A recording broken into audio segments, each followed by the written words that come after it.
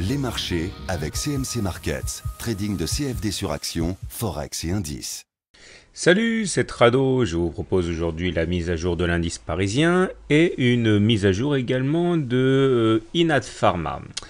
Alors, on va revenir à notre graphe d'hier et qui laissait augurer d'une certaine manière le rebond auquel on a assisté aujourd'hui. J'avais expliqué avec cet indicateur là, l'Ishimoku, qui avait le Kijun qui avait bien résisté. Il n'a pas résisté simplement hier, ça fait un moment qu'il résiste. Ça a été également le cas ici, ici et ici.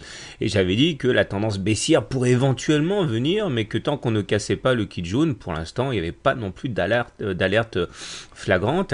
Et on a bien continué sur notre lancée aujourd'hui. D'ailleurs, j'ai tenu aujourd'hui sur mon compte Twitter une mise à jour en intraday. Donc n'hésitez pas, de temps en temps je le fais. Et vous n'avez qu'à vous abonner à mon compte Twitter pour voir en temps réel, en intraday, les trades que je fais ou les graphes que je poste.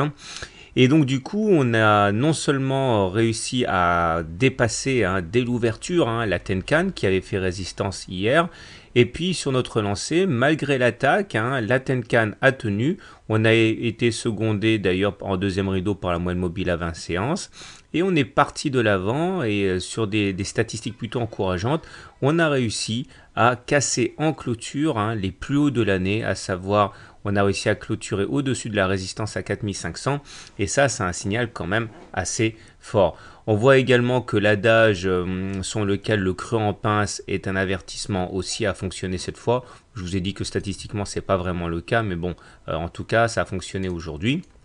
Et donc du coup, on peut tout à fait envisager maintenant d'aller chercher la Bollinger supérieure ici, qui serait le prochain objectif dynamique.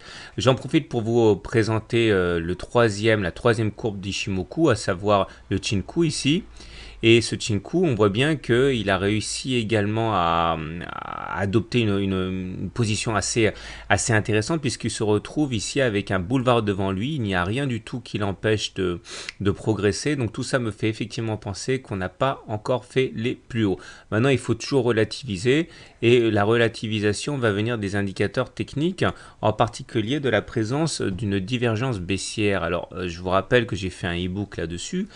Et l'idée, c'est que lorsque vous avez l'évolution des cours qui évolue de la manière suivante et que vous avez un indicateur, il peut s'agir du momentum, du stochastique, du MACD, etc., qui évolue de manière contrastée, on peut être face à une divergence baissière. En l'occurrence, lorsque les cours font un plus haut, mais que l'indicateur, lui, ne fait pas de plus haut sur la même période, sur le même laps de temps, eh bien, vous êtes face à une divergence baissière. Alors, voilà ce que ça donne sur le CAC, par exemple.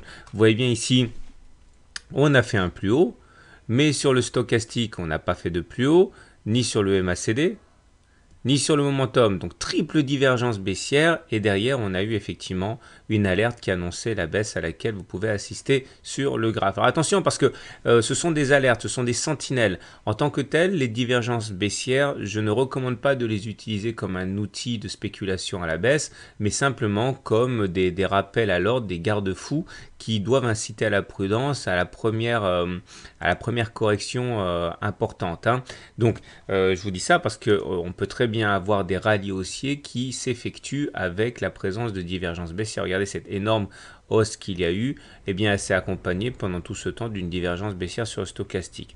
Alors si j'en parle, c'est parce qu'effectivement, là on a une divergence baissière sur le stochastique, sur le MACD et sur le momentum, puisque regardez, on a fait un plus haut sur cette période, même si ça se joue sur pas grand chose, c'est quand même un plus haut, mais on n'a pas fait de plus haut, ni sur le stock, ni sur le MACD, ni sur le momentum. Donc voilà, s'il faut relativiser un petit peu, on tiendra compte de cette triple divergence baissière, mais c'est tout ce qu'il y a à signaler comme sentinelle baissière, puisque pour le reste, encore une fois, vous l'aurez compris, ça reste quand même très très très haussier cette histoire. Voilà, je vous donne maintenant l'analyse technique de l'action du jour. Donc voilà l'action du jour, il s'agit de Inat Pharma. Alors Inat Pharma, on va commencer par l'unité de temps hebdomadaire. Beaucoup de parlent d'explosion de la bulle des pharmaceutiques. Bon, je ne sais pas. En tout cas, il est vrai que depuis les plus hauts à 12,3, IPH a bien morflé, hein, puisqu'on est venu chercher au plus bas les 5,7. Donc on n'a pas fait le trajet pour rien. D'ailleurs, on peut le voir, regardez, avec des indicateurs de tendance basiques tels que le SAR et le super trend, on voit qu'on est en tendance baissière sur ces unités de temps. Regardez, les petits points rouges là montrent qu'on est en tendance baissière parce qu'ils sont au-dessus des cours, contrairement à là où ils étaient verts puisqu'ils étaient en dessous des cours.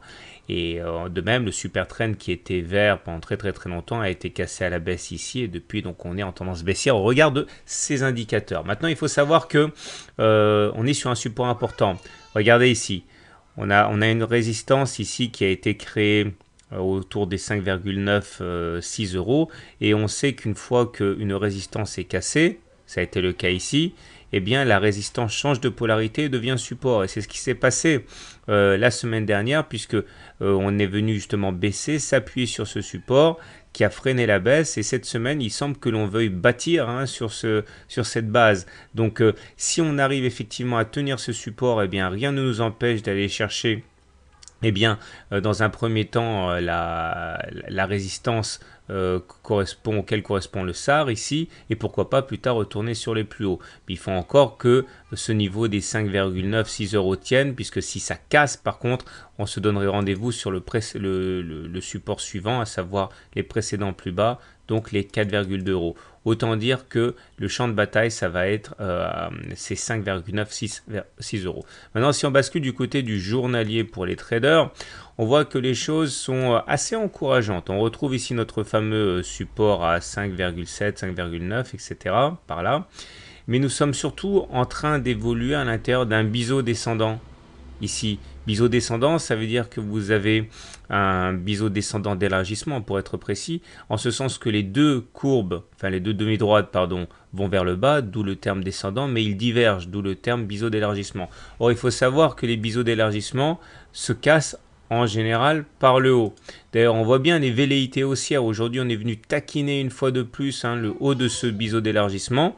Et si on arrive effectivement à s'en débarrasser, à le casser par le haut, le prochain objectif serait d'aller chercher le plus haut intermédiaire, à savoir les 7,57. Si on casse les 7,57, on irait, vous l'avez compris, chercher l'autre plus haut, à savoir les 9,45, avec en ligne de mire quand même un objectif pour les traders chartistes, c'est d'aller chercher le point le plus haut du biseau d'élargissement, à savoir les 11,3 euros. Mais enfin, tout ceci se fait par palier. On casse ça, puis après on casse ça, puis après on casse ça, etc. etc. Donc voilà l'enjeu de la cassure de ce biseau d'élargissement vers les 7,1 euros. Il ne faut pas faillir maintenant. Maintenant, regardez le SAR, le fameux SAR dont je parlais tout à l'heure. Il vient d'être cassé aujourd'hui.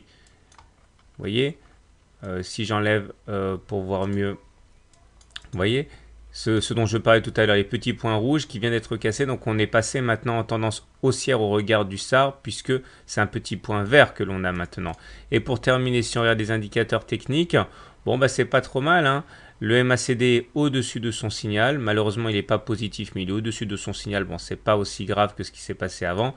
Et le stochastique est au-dessus de son signal aussi. Bon, vous voyez, il y a des raisons d'espérer, mais encore une fois, rien ne sera acquis tant qu'on n'aura pas cassé ce biseau d'élargissement descendant ici vers les 7,1, 7,2 euros. Voilà, je vous souhaite une bonne journée, de bons trades. Si vous découvrez mon travail, n'hésitez pas à me faire la demande pour mon e-book 100% gratuit débutant directement sur mon blog. À demain pour une mise à jour.